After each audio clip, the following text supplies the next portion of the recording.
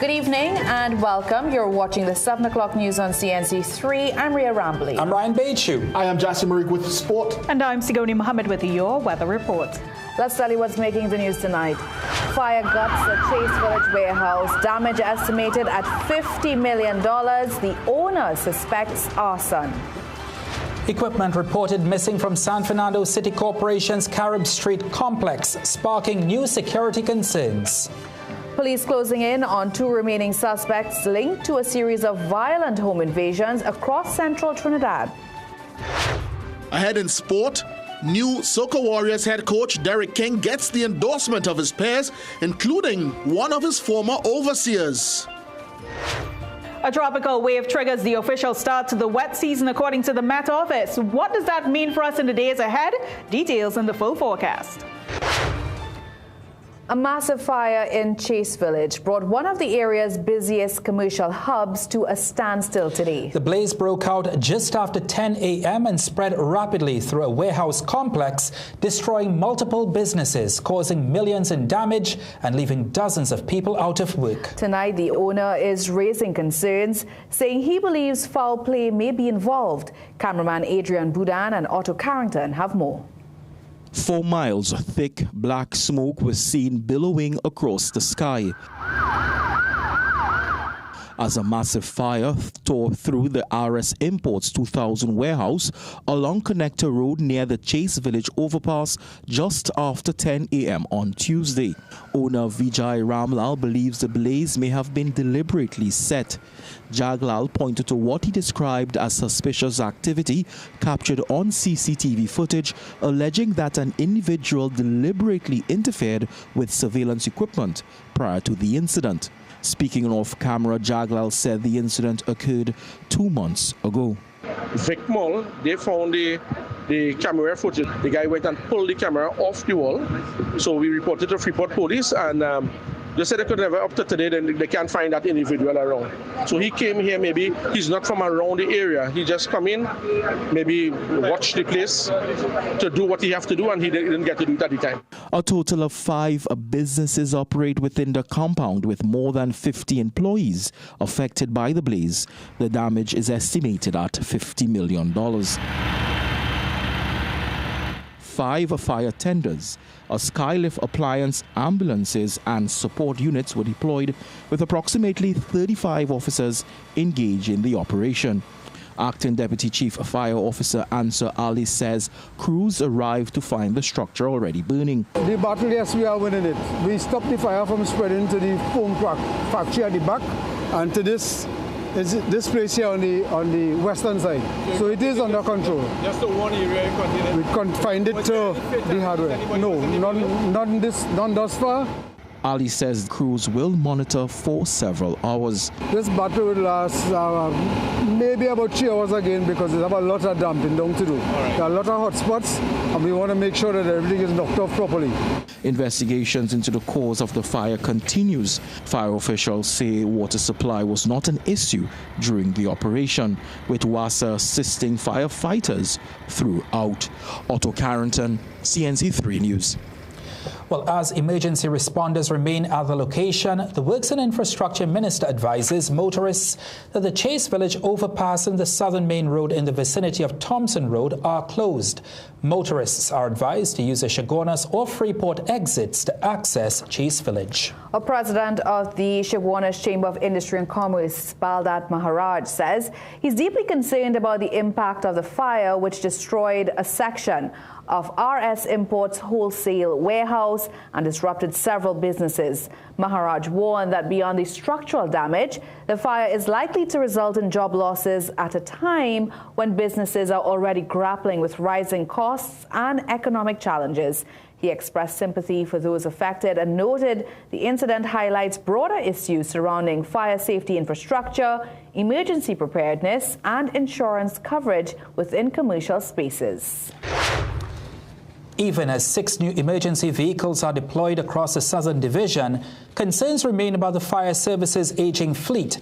The new vehicles have already been assigned to stations including Mayaro, Princestown, Siparia and Point Fortin, helping to improve response in areas that previously had limited or no equipment. But Fire Services Association President Keon Guy is warning tonight that the majority of the 19 stations across the country are still relying on aged appliances, some more than 2 decades old, which he says continue to pose serious risks during emergencies. He's urging the government to invest in the fire service and develop a plan to systematically replace the aging fleet to ensure that the service can maintain the level of fire protection the nation deserves. They are prone to breakdowns and even have failed on some emergency grounds. So that naturally will put the members of public, both their lives and property, at greater risk, and as well threaten the lives of our fire officers who might be dependent on that vehicle providing water or water source while they are inside of a building. And we have had instances where the pumps then fail and the officer. He underscored the importance of restoring fire stations in Princestown and San Juan, which were shut down in the last 2 years. However, he says he was advised by the chief fire officer that over the past couple of weeks, efforts have been made to upgrade a building in the heart of Princestown to temporarily house fire officers until remedial works or reconstruction can begin at the existing site. A revelation tonight that an undisclosed sum of equipment has been reported missing from the San Fernando City Corporation's Carib Street complex. It is from this location that the corporation executes maintenance operations and wastewater services. The missing equipment has raised concerns from UNC Alderman Viliana Ramutasing, who claims council members were not informed about the incident. It comes in the wake of the murder of WPC Anushka Eversley and the theft of guns and ammunition from the San Fernando Municipal Police Headquarters last month. Ramutasing says she attempted to get answers from corporation officials today about what exactly went missing, but was told officials were awaiting a report even though the items went missing some time ago.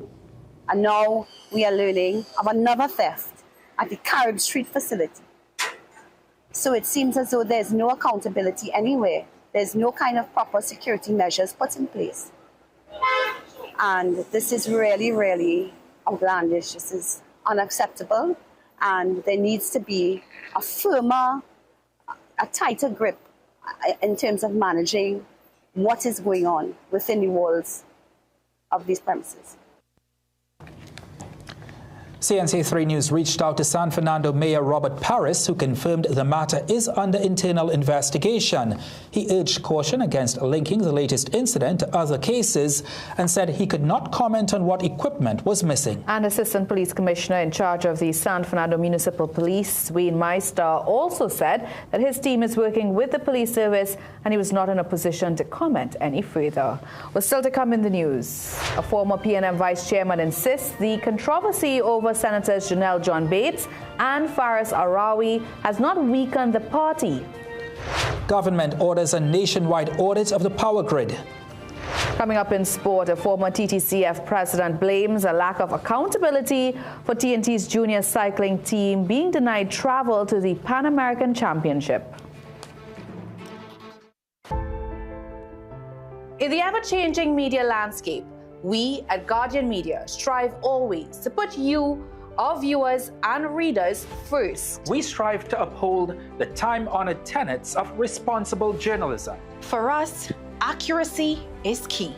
And in our reporting, we strive not only to be first, but fair, impartial, and to uphold journalistic integrity. Above all, we are accountable to you, and we must respect the views of our audience. That is our solemn contract with you. Keen attention to detail. Rigorous verification of facts. Use of credible sources and sound editorial judgment. Keep track of our editorial policies and guidelines, including our corrections policy, by logging on to www.guardian.co.tt for more.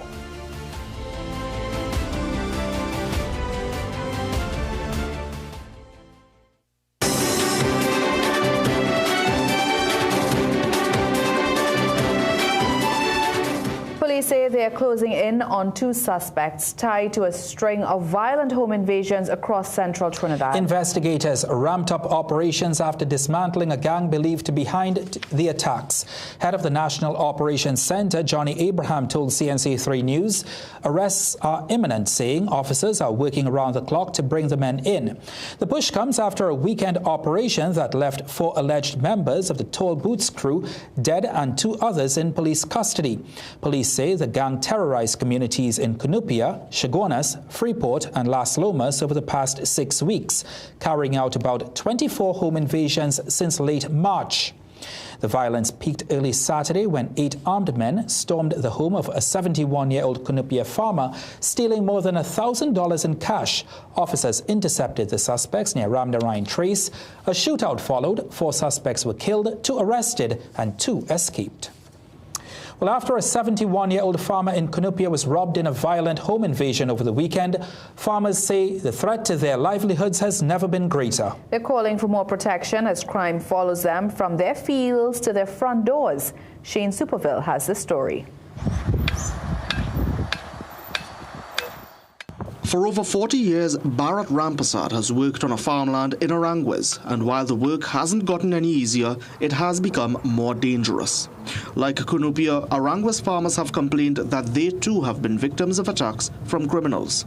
Over the past 6 years, Aranguez farmers and homeowners have been the victims of everything from predial larceny to violent robberies and home invasions. I was robbed outside my gate with 2 bandits with gun in my head, right? So exactly outside my gate in comparison in the yard is chalk and cheese, right? He admits that addressing problems of criminality in and around Aranguez is easier said than done, referring to the layout of the community, which consists of a mixture of commercial, urban and rural agricultural land. Aranguez has so many areas to enter and exit. It's difficult to keep that under control because these critters and them, they tend to pass, prowl, scope out the area and look for their targets.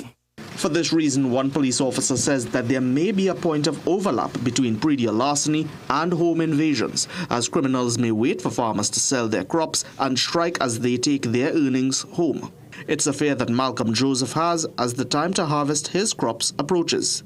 We live in a real dangerous time, and to be honest, my wife and them trying to do real bombing. 5 be coming on here afterwards.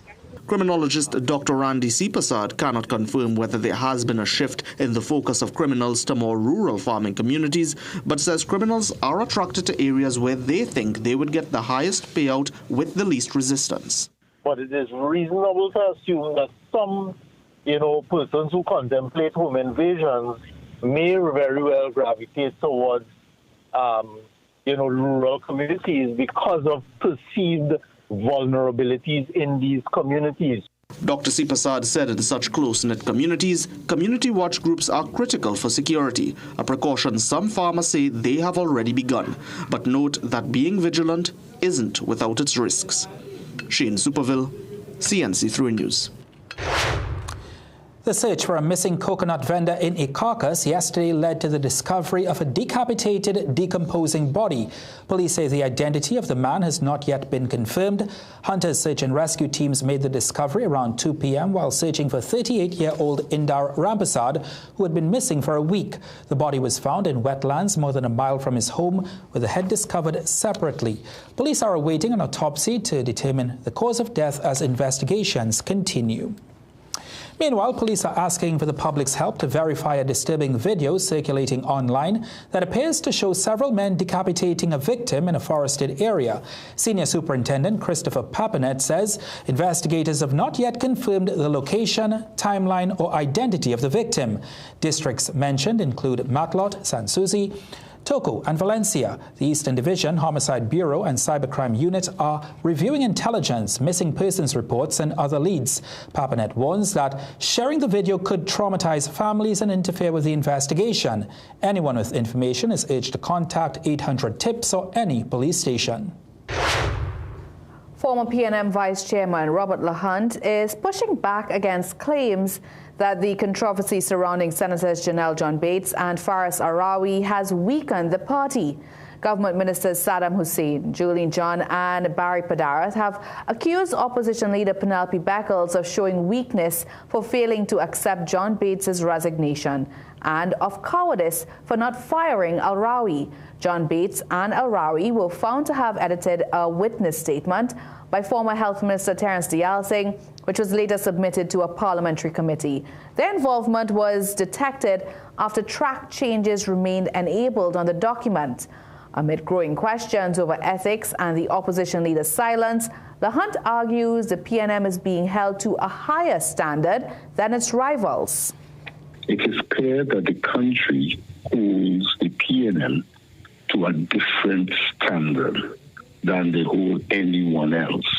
I agree this is an important issue, but it is up to the government to use this as a diversion tactic as best as they can, so that people will not focus on the other issues and for them to keep it as live as long as they can.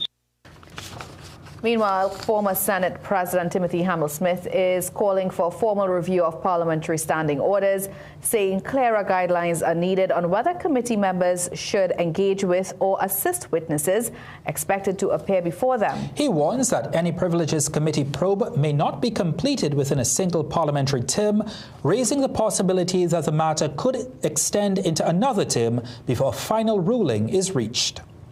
Well, today we asked you, are you satisfied with how opposition leader Penelope Beckles has handled the Janelle John Bates saga? Here's what some of you had to say.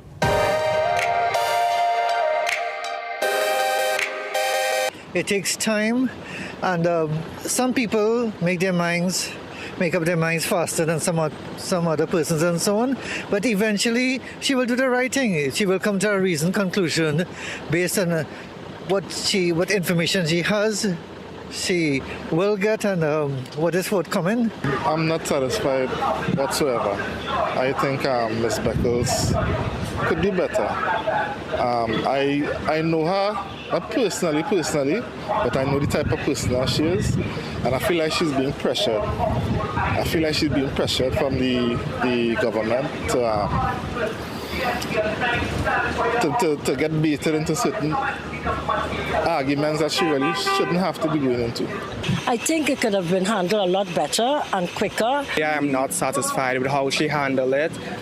For you to be in such a power and to ignore it, well, not ignore it, but to not accept her resignation in a situation like this, where you have to be fair in a system like this. You have to continuously keep the public updated, and she has not been doing that. To be quite honest, I feel that Mrs. Beckles, should have taken a stand straight away, because to me, when you do something wrong, you can't just wait very long before you can rectify. It's true you have to investigate, but do it as quickly as possible.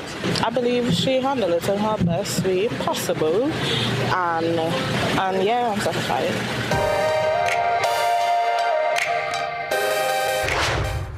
Public Utilities Minister Barry Padaras says a nationwide audit of power infrastructure is coming as government moves to strengthen the country's electricity system. At the installation of lights at Ramdani Singh Recreation Ground in Penal yesterday, the minister said he has asked TNTech to do an audit assessment of all substations and facilities. He noted Monday's power disruption in parts of Port of Spain and Central was because of a faulty keypad on one of TGU's facilities relating to the power grid. The minister confirmed that 13 areas were impacted, resulting in low voltage and in some areas outages, which lasted up to 35 minutes in some instances. However, I have spoken with the board of TGU, and now we're going to get a board of power gen very shortly, the RIC, as well as TNTech, for there to be a review of all existing TNTech infrastructure. Whether it was because of the lack of resources financially to look after it, that was no excuse for passing the buck and allowing it to deteriorate even further. And the minister says they are moving ahead with legislation to increase fines and penalties for water theft. Under the Water and Sewerage Act, the penalty for abstracting water without authorization now carries a fine of $275. The recommendations were made from the Board of WASA to the Ministry of Public Utilities about a week ago. It's now with the Office of the Attorney General. That has to go to the LRC. So that preparatory work has been concluded. It goes to the LRC and then it will go to the Cabinet. So it's going through its culmination in terms of the process to get it there. As you know, this legislation is sort of archaic because the WASA Act has not been reviewed in quite a while, and therefore some significant work has to be done on the Act itself. The minister said they are prioritizing facilities and trying to access additional funding to address infrastructure challenges in the electricity and water sectors. He added that over the past year, TNTech has fixed more than 26,000 defective streetlights nationwide, including nearly 3,000 along the nation's highways. Well, in tonight's Business Watch, TNTech residential customers will not see an increase in their bills anytime soon. This was confirmed by Public Utilities Minister Barry Padaris. Meanwhile, Angostura goes solar for its bitters production. Peter Christopher tells us more.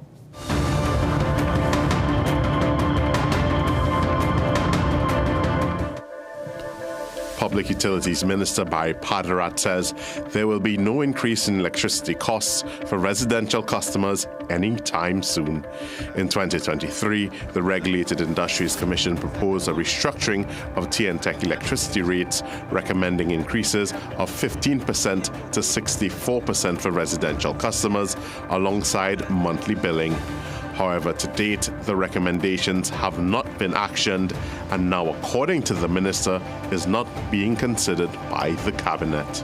At this time, the Cabinet has taken no decision with respect to increasing electricity rates residentially. As you know, you were quite correct, those matters were before the RIC.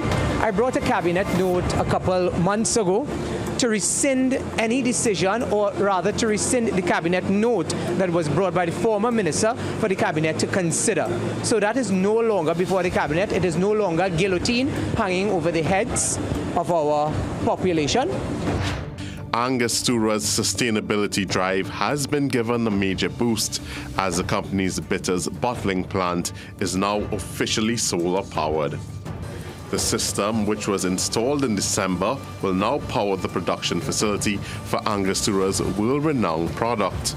At the media launch of the system at the House of Angostura in Laventille on Tuesday, Angostura Chairman Gary Hunt says the development gives the brand another strategic advantage over its competitors. It is an easy progression forward. It's the way the world is heading. And ESG and sustainability is very important for us, especially in the first world markets. It is something that they focus on. And already our bitters is 85% of the world market. This even takes us further. No other bitters production can come close to what we are doing with our production. So it again separates the uniqueness of the product that we offer in the world. The switch to solar would reduce some of Angostura's operating costs, and the chairman confirms there are plans to implement solar power systems at other plants at the company's facility. And now for a look at today's energy and foreign exchange prices. Peter Christopher, CNC3 Business Watch.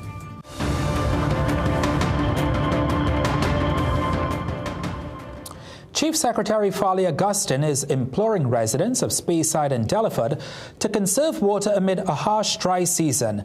Water shortages have been severely affecting communities across Tobago East, leaving residents and businesses frustrated. In a Facebook post today, Augustine acknowledged the crisis, saying, "Water is life and right now it is under pressure."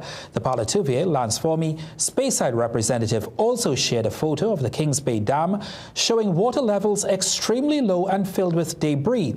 Augustine said the dam built above Kings Bay Estate has served the community well, but a major challenge as it is a lack of access road.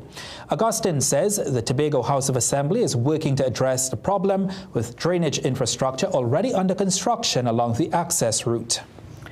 Well, only one of 5 boundary markers at the Buku Reef Marine Park was reportedly found during a court-ordered site visit yesterday. The inspection was meant to determine whether the park's boundaries are clearly marked. Attorney Samantha Lawson, representing jet ski operators in a lawsuit against the THA, said There should be about 5 markers in place. THA attorney Crystalline Moore and officials from the Division of Environment toured the area by patrol boats. The visit followed a May 1st order from Justice Shirlene Pear, who extended an injunction banning jet skis at the Marine Park and at Pigeon Point Heritage Park, while questioning whether the zones are properly demarcated. Jet ski stakeholders said they were not allowed to join the official inspection and instead followed in a separate vessel. The matter arises from last month's death of 7-year-old Angelica Jogi, who was struck by a jet ski in a bathing-only zone at Pigeon Point. Let's tell you what's still to come in the news tonight.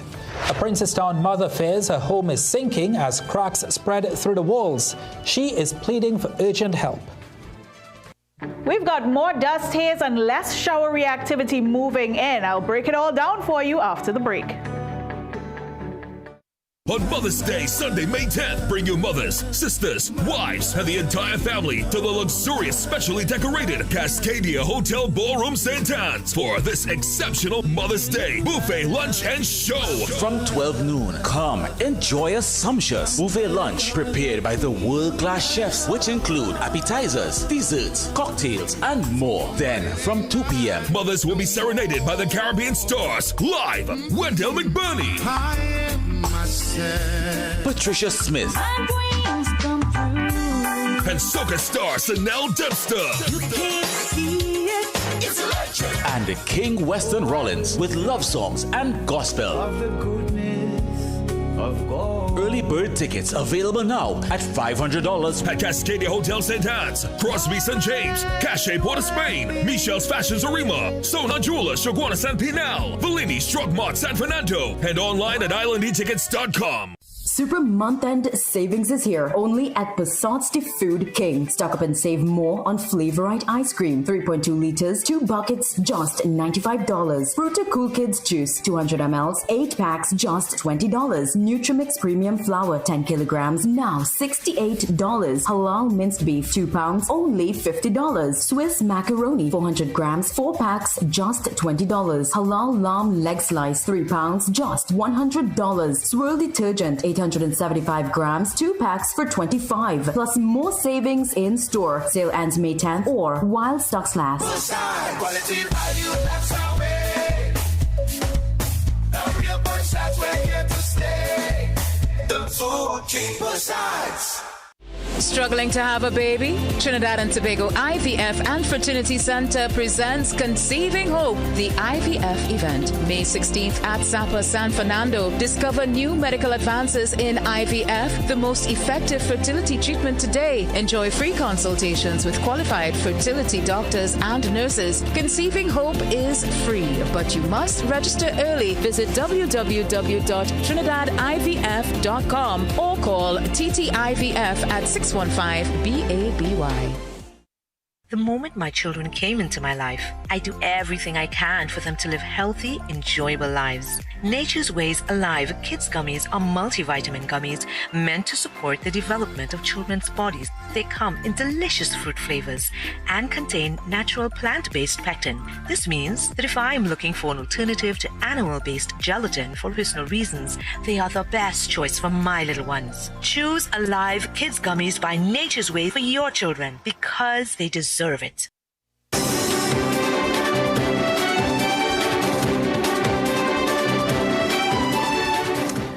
After 2 decades of hard work and sacrifice to build her home, a Princestown woman says the structure is now at risk of crumbling. Tonight, she is pleading for urgent help as cracks spread and the ground beneath her house continues to shift. Rishi Raghunath and Sasha Wilson bring us more in this report. It is hard to process this. I started this house with 10 blocks, 10 steel. 26 years ago. Single mother Denise Ryan is no stranger to hardship, having come from humble beginnings. I always had it in me to do better than mommy could do so that my children will have something inherited from me. It was now starting to come to a close. It was starting to finish nicely. But now the 53-year-old Princestown security officer says she's facing the painful possibility of losing her home. The dirt was up to here, but as the land pulled, it dropped. So now the beam and everything exposed. Ryan recalls that her troubles started a few years ago. Before COVID, a development started in the back of me, right? And when they started preparing the development, what they did is they built a box drain to retrieve our water. Within like about 6 months, the box drain started moving. And when it started moving, it started pulling my bathroom pipe away from the wall. She says now there are large cracks in her 3-bedroom home at Irie Village Branch Road, and she believes her home is sinking. It started with hairline cracks, and I would keep watching it, and what I would see is that the cracks getting wider. Now, I thought it was just the 2 back rooms separating from the 4 rooms to the front because of the drop and the pull of the land in the back. But it wasn't like that. It cracking all over. Wall was my neighbor's wall. And these 2 mango trees. And it was all the way up here. It was all the way here. It was here. It was up here in his yard. Fearing that her home would collapse, she has already moved out of her bedroom to the back of her house. I don't know what to do with this, honestly. Every day I'm watching it and I'm seeing the cracks getting worse. Ryan is pleading for urgent assistance, stating that she has exhausted all her savings on her home and is living paycheck to paycheck. A retaining wall in the back would be nice. And well, as for my house, I don't even know where to begin with that. I would like some form of redress, something to fix my house because, as I said before, I cannot afford to build another house. Now, she says 2.5 years after applying for a grant from the National Commission for Self-Help Limited, officials visited her home today. She was advised that a retaining wall and proper drainage would need to be constructed before any grant to fix her home is approved. She says a few weeks ago, officials from the Princestown Regional Corporation also conducted a site visit, but she has received no feedback on whether they will assist. When contacted, Corporation Chairman Gary Rupnarine indicated that he was expected to receive a report on the matter today. Anyone willing to assist can contact her at 280-3910. Sasha Wilson, CNC3 News. Yeah, difficult one, Ray, because you work so hard to build your home over so many decades. If you'd like to assist Miss Ryan, 280-3910, you can get in touch with her.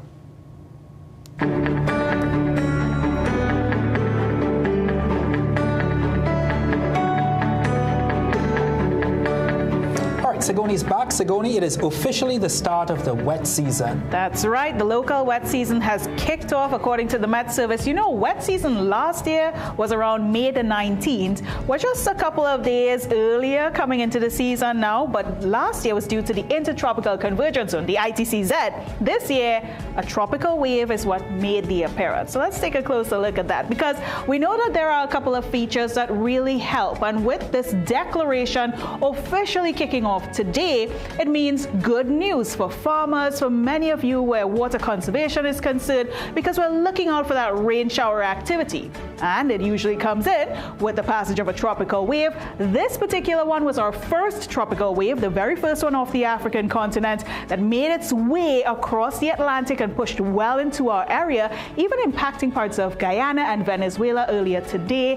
And we also have Intertropical Convergence Zone activity, or ITCZ activity, which is that band of cloud moving across the equator, which usually brings in some rain shower activity and even thunderstorms as it migrates north and south of the equator. But this year, it was all due to tropical wave action, bringing measurable rainfall, and according to the Met Service, that rainfall activity has to cross 0.1 of a millimeter in order for it to be measurable and recorded and declared, and that happened. This is the wave that we were tracking earlier, at least the northern tip of it, moving well across Trinidad and Tobago, pushing now away from us, but we could still see some quick passing showers lingering behind that tropical wave, which takes us into this evening's forecast, because if you're in Tobago right now, we're seeing a light shower or two, which will take us through that overnight period and clear out into tomorrow morning. For Trinidad, that is, we're going to see mostly cloudy conditions, that dull look, because guess what? Even though it's warm now and temperatures will drop down into the lower 20s as the evening progresses,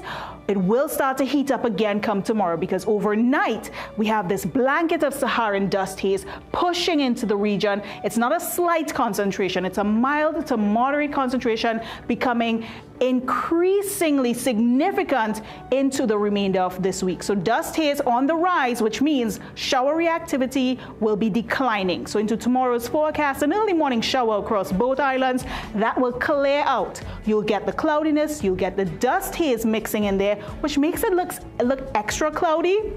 But it's really all of that Saharan dust pushing its way into our area and mixing in with the sunshine. Still quite breezy at times, and we'll see those temperatures climbing as well. 33 degrees Celsius for those of you in Trinidad. Tobago kicks in at 31 degrees. Offshore conditions remain quite the same. Not much of a change here. Moderate with winds from an east to southeasterly direction, and the wave heights are approaching 2 meters in open waters, well below 1 meter in nearshore areas, and there's no significant weather activity happening here. So smooth sailing if you do decide to venture offshore. So good news is that the rainy season is here. Yes, bad news, it's not bringing in any meaningful rainfall in the days ahead. So really and truly, leave the umbrellas home into tomorrow's forecast.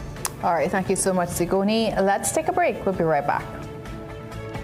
This Mother's Day, give Mom something she'll truly appreciate every single day. Right now at Bright Ideas, we're bringing you massive deals across all locations. TVs from just $9.99. Twin tub washers from $13.99. In the kitchen, fridges from $42.99 and stoves from just $16.99. Coffee makers from $125. Kettles from just $99. Blackout curtains 2 for $100. Towels 4 for $100. Bed sheets from $50. Glass sets as low as $22.99 and much more. Up to 50% off on all the flowers Mom will love. Don't wait till last minute. Come through and save. If it's not on special, it's 25% off. Lighting fixtures, bedding, mats, carpets, dinnerware, tableware, and much more. You're guaranteed to save. Visit any of our Bright Ideas locations nationwide today, because Mom deserves more. Shop this month end at Food Basket Marketplace, Arima, Chaguanas, Champlain, and Gulfville. With a purchase of $500 and over, you get to choose a free case of Chubby, a bale of toilet paper, 2 cases of water, or 3 5-liter liquid detergent. Yes, you can get to choose an item for free with purchases of $500 and over. Don't miss it, happening this month end at Food Basket Marketplace in Arima, Chaguanas, Champlain, and Gulfville. Food Basket Marketplace, where shopping is a pleasure and the price is right.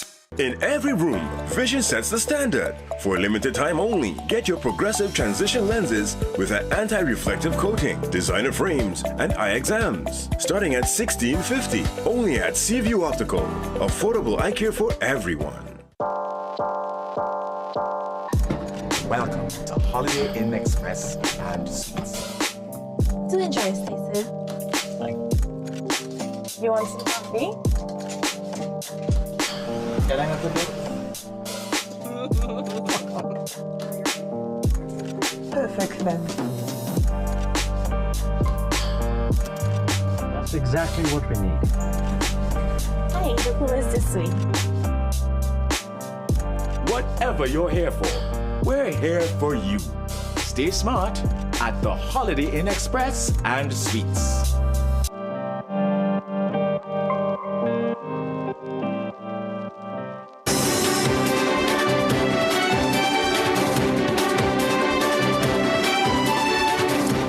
A man has been sent to prison for 2 weeks after failing to clear nearly $1.5 million in court-ordered debt. Police say Mark Anthony Hadid surrendered last week and was held on a warrant for contempt of court.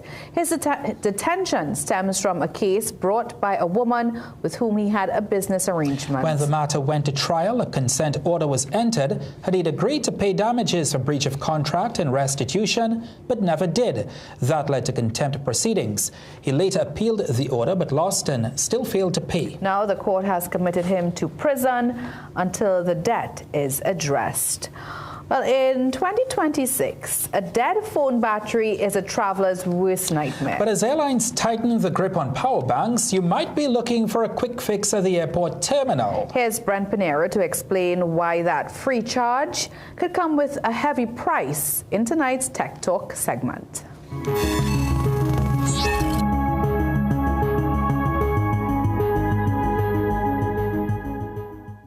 Traveling with a dead phone is practically unheard of in 2026. It's our boarding pass, our map, and our entertainment.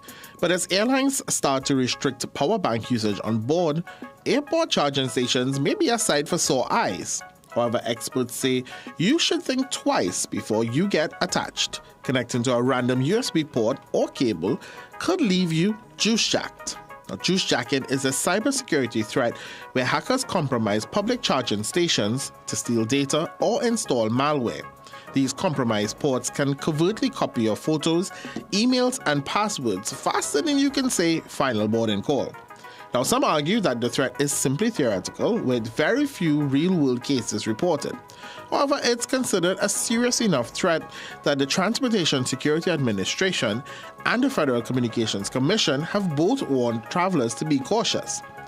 Now, if you suspect your device has been compromised, run a virus scan, delete any suspicious apps, and if absolutely necessary, do a factory reset. To avoid getting jacked, use your own charging cables and wall adapter, use a power bank on the ground, or use charge-only cables that are designed without data wires.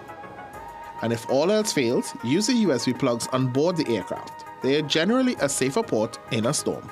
Have a safe trip. Brent Pinero, CNT3 News.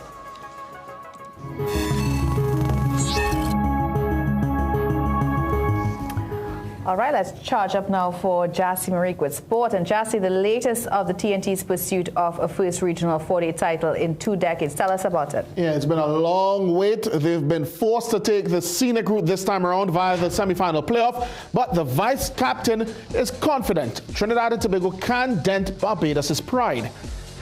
And do you know what else hasn't happened in 2 decades? Arsenal's appearance in a Champions League final, but at long last, the Gunners are back. We'll have highlights after these. Celebrate Mother's Day with Magical Expressions Limited. We're the largest local importer and distributor offering the widest range of beautiful flowers at the most affordable prices. Call us at 701-6488 or 701-6680 or visit our website to order. Plumbing problems? Don't guess. Call Plumbing Solutions at 628-4646. Proud to be serving Trinidad and Tobago for over 20 years. We do it all. Maintenance and repairs, new construction, sewer lines, inspection, drain cleaning, leak detection. We are licensed and insured. So call Plumbing Solutions at 628-4646.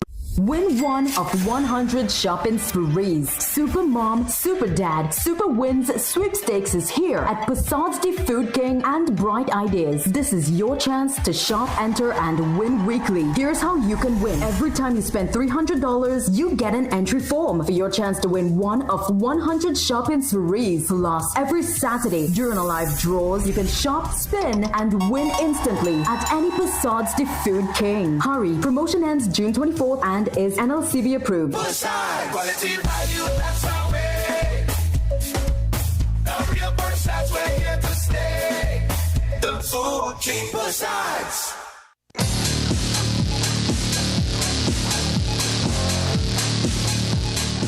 Welcome back. Well, after months of uncertainty, Arnold Ram is set to be the interim Sport Company of Trinidad and Tobago Chief Executive Officer. The former Member of Parliament for Caroni Central and opposition senator was named in an internal memo as successor to acting CEO Arlene George. According to the document, Ram's appointment began today. However, Sport TT will not make an official announcement until the notice of his ascension to the role is published.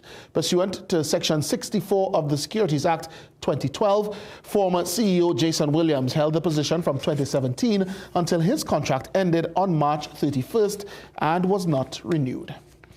Now, the ascension of Derek King to the position of Trinidad and Tobago senior men's football coach on a permanent appointment has earned the approval of some of his peers. With only assistant coaching appointments previously, King has finally been able to break that ceiling, and now the football community awaits to see what he will accomplish.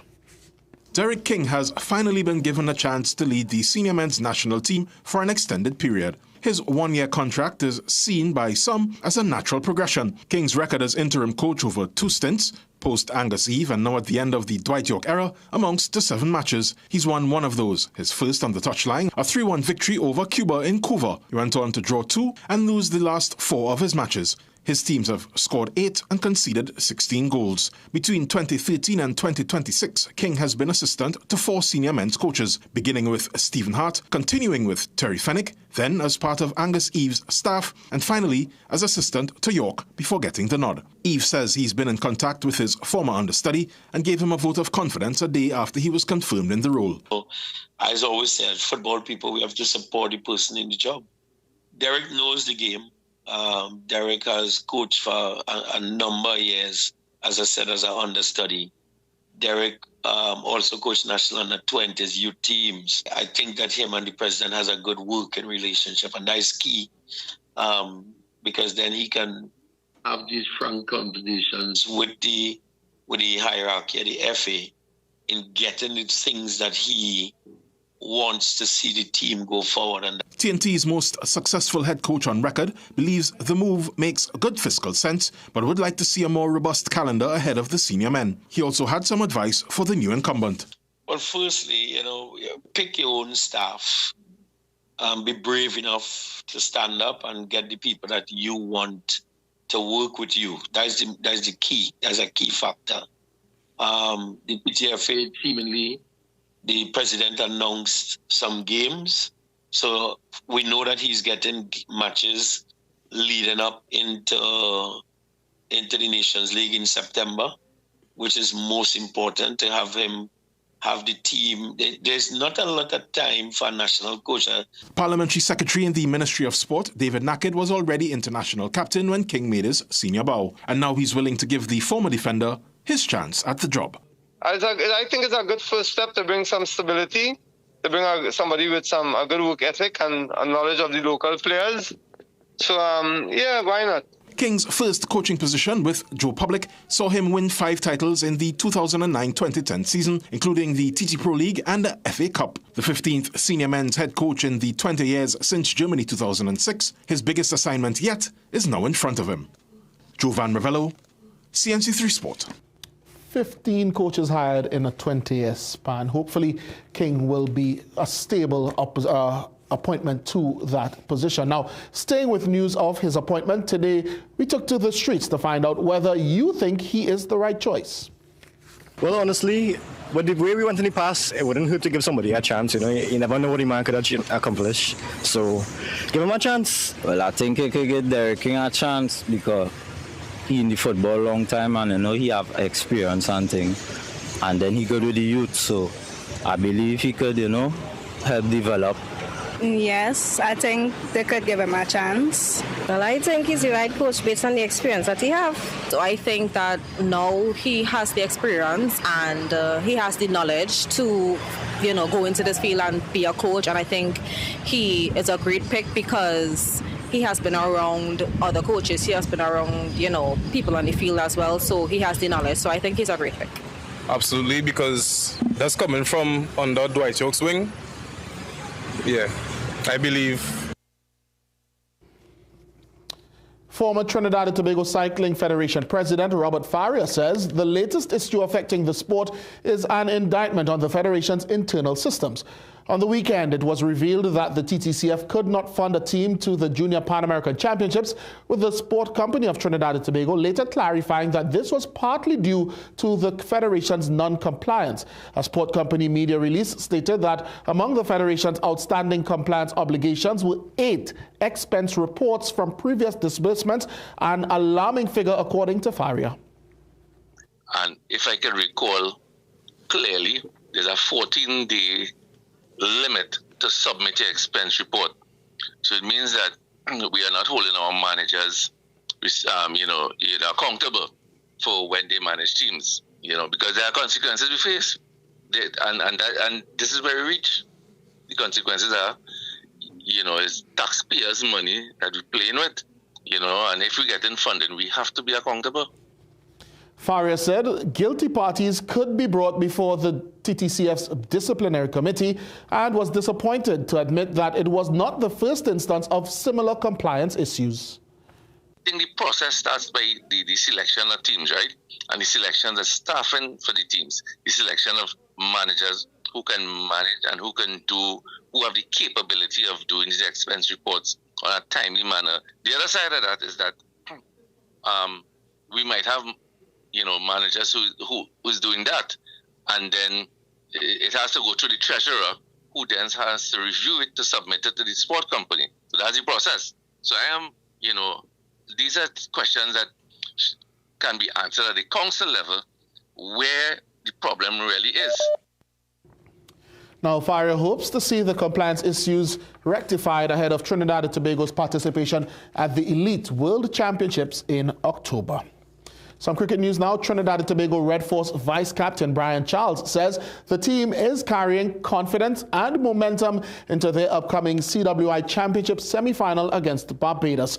This follows a solid round one showing against the Leeward Islands. Ian Wason spoke with the off-spinner at the Queen's Park Oval on Monday. Having returned home last week from their 3-week stint in Antigua, Trinidad and Tobago Red Force will head back there on Thursday ahead of their playoff match against Barbados Pride, which starts on Sunday.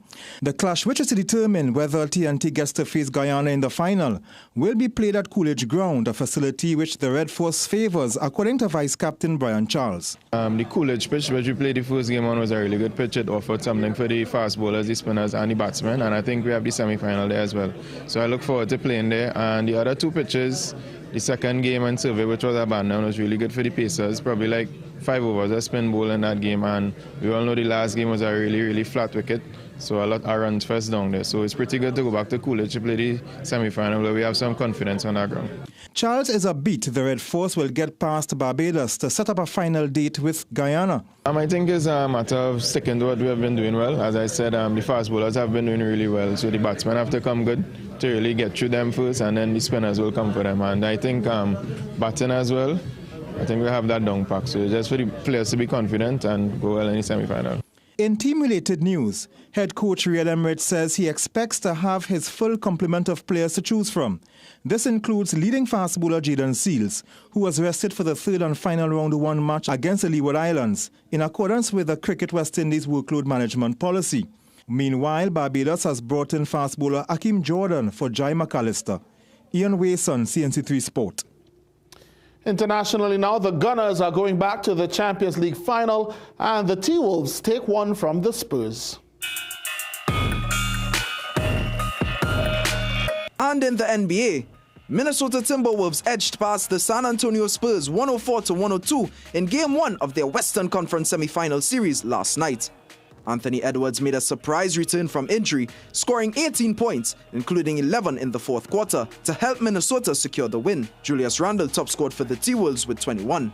Despite the loss, Victor Wembanyama set an NBA postseason record for blocks with 12, along with 11 points and 15 rebounds. Samaki Felician, CNC3 Sport.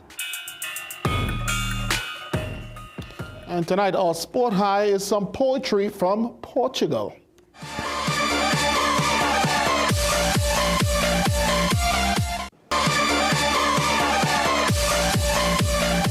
Braggadocious? Yeah, braggadocious. Something that I would try, but not necessarily pull off. All right, thank you so much, Jassy. Let's take a break. Stay with us right here on CNC3. Things don't always go as expected. Be ready with Trinry for auto, home, business and group life. Call us at 800-TRIN or visit trinry.com today. Huge insurance premium. Pay your premiums bit by bit with FlexiPay from Trinry. For more manageable auto, home and commercial insurance payments, call us at 800-TRIN or visit trinry.com today. Trinry. Premier insurance coverage for for less. Recession have you down? Don't lose hope. Head on down to Tire Clinic for the recession deals. That should big savings with our road hazard warranty on Dunlop, Sumitomo, and Falcon tires. Available at Tire Clinic, Cuba, Chaguanas, and Pleasance Park. Tire Clinic, a tire for every need. Call 636-8973 or 636-2958. Dress like you mean business. At The Working Woman, we bring you stylish, professional looks made for the modern woman. From casual to formal workwear, we've got your professional wardrobe covered.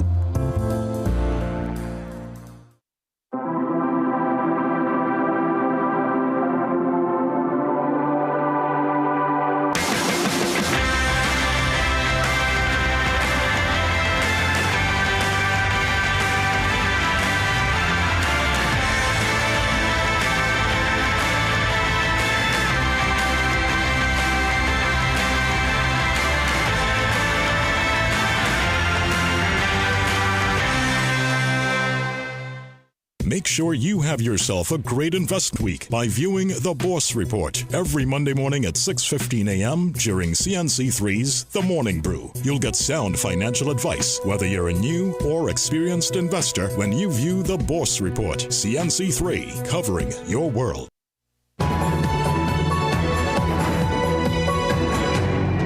The Caribbean is being urged to ditch its U.S. trade dependency for cheaper global partners, a move that could save the region over $2 billion.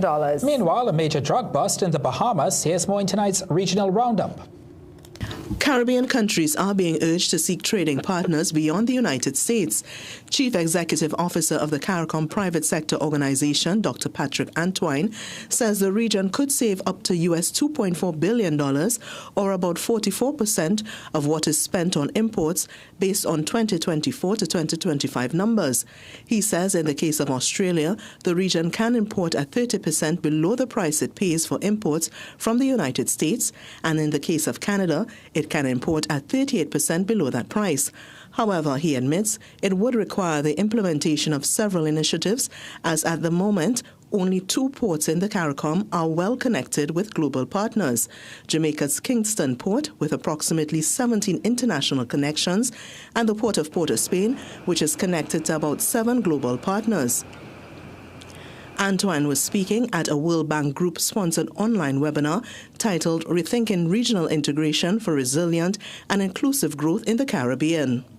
Meanwhile, officials have seized $6.4 million worth of marijuana in the Bahamas. According to reports, officials intercepted a boat near Mars Bay, Andorras, on Monday morning, where almost 2,600 pounds of suspected marijuana were found. 2 men, ages 37 and 53, who were on board, were arrested. Melissa Williams-Zambrano, CNC3 News.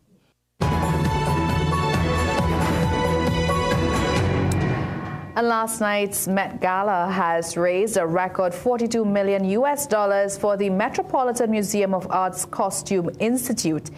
Held each year on the first Monday in May, the star-studded event also serves as a major fundraiser and one of fashion's biggest nights. This year's theme, Fashion is Art, prompted guests to pay homage to centuries of painterly masterpieces and sculptural silhouettes. This year's gala was co-chaired by Beyoncé, Nicole Kidman, Venus Williams, and Anna Wintour. It's time now to recap our headlines. Fire guts a Chase Village warehouse, damage estimated at $50 million. The owner suspects arson.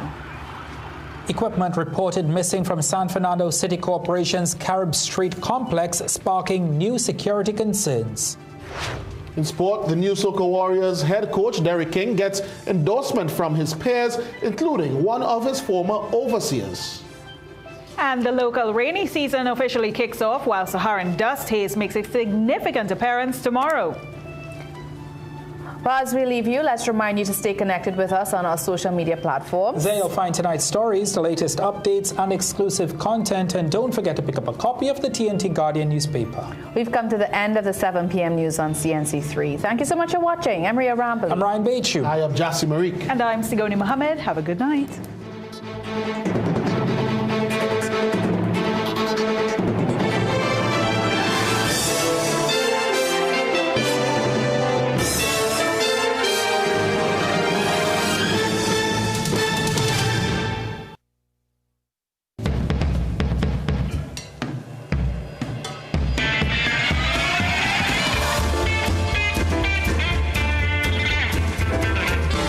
You're watching CNC3. The following is a paid political broadcast.